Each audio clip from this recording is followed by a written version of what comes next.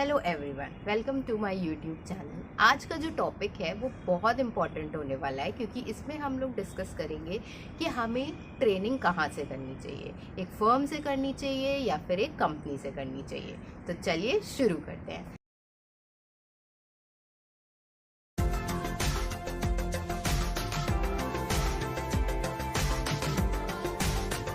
तो चलो पहले फर्म के बारे में बात कर लेते हैं। अगर हम एक स्मॉल साइज़ या मिड साइज़ फर्म से ट्रेनिंग करते हैं ना, तो उसके इतने बेनिफिट्स होते हैं। सबसे पहले तो आपको सारे काम सीखने को मिलेंगे अगर आप एक स्मॉल साइज़ या मिड साइज़ फर्म को ज्वाइन करते हो।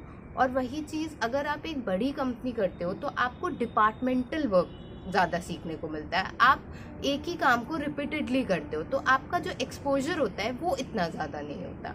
तो सबसे इम्पॉर्टेंट चीज़, जब हमारे इंस्टीट्यूट ने हमें एक इतनी अच्छी फैसिलिटी दे रखी है ट्रांसफ़र की, तो क्यों ना हम उस फैसिलिटी को यूज़ करें।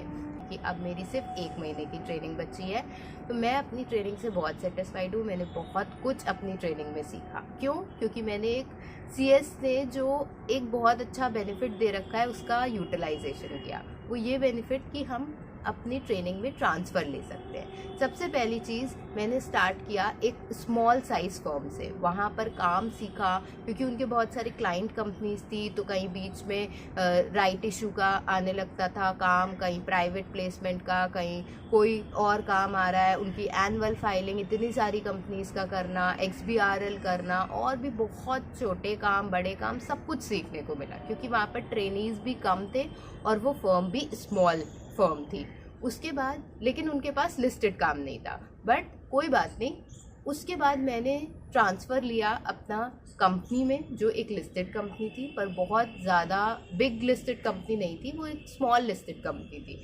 उसमें क्या हुआ, उसमें ट्रांसफ़र लेने से एक ये बेनिफिट मिला कि मैं अब उस कंपनी में एकदम ही न्यू नहीं थी, मतलब एकदम ही नया नया मुझे सब कुछ नहीं सीखना था। बहुत कुछ मैं सीख कर आई थी। लिस्टेड काम मेरे लिए नया था, तो वो मैंने वहाँ पर सीखा।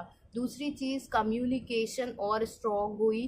क्यों? क्योंकि हमें और भी डिपार्टमेंट से डेटा कलेक्ट करना होता है, उस अकॉर्डिंग काम करना होता है। हमें रेगुलेटर्स से कांटेक्ट करना पड़ता है, हमें इन्वेस्टर्स से, कभी इन्वेस्टर्स के कॉल आ जाते हैं कभी कभी कि ऐसी ऐसी चीज़ है, तो वो रिजॉल्व करना, उनसे बात करना, फिर RTA से कोऑर्डिनेट करना, ट्रांसफ़र ट्रांसमिशन के रिगार्डिंग, नेम डिलीजन के रिगार्डिंग। तो बहुत कुछ ऐसे भी सीखने को मिलता है। तो लोग हमेशा ये कंफ्यूज रहते हैं कि एक फर्म से करें या लिस्टेड कंपनी से करें या प्राइवेट कंपनी से करें, किससे करें। तो जब आपके इंस्टीट्यूट ने आपको इतना अच्छा बेनिफिट दिया हुआ है कि आप ट्रांसफ़र ले सकते हो, वो भी 2 ट्रांसफ़र ले सकते हो, तो उस चीज़ का बेनिफिट क्यों नहीं उठाना। तो ज़रूर शुरू करिए एक स्मॉल साइज फर्म से, जिससे कि आप जब कंपनी में जाओ तो आप एकदम ही नए ना हो। क्योंकि कंपनी में क्या होता है, आपको अगर पहले से आता होगा तो आप और अच्छे से चीज़ों को सीख पाओगे। प्रोफेशनलिज्म कैसे किया जाता है वो सारी चीज़ें सीख पाओगे, कम्युनिकेशन बढ़ा पाओगे, कोऑर्डिनेशन बढ़ा पाओगे।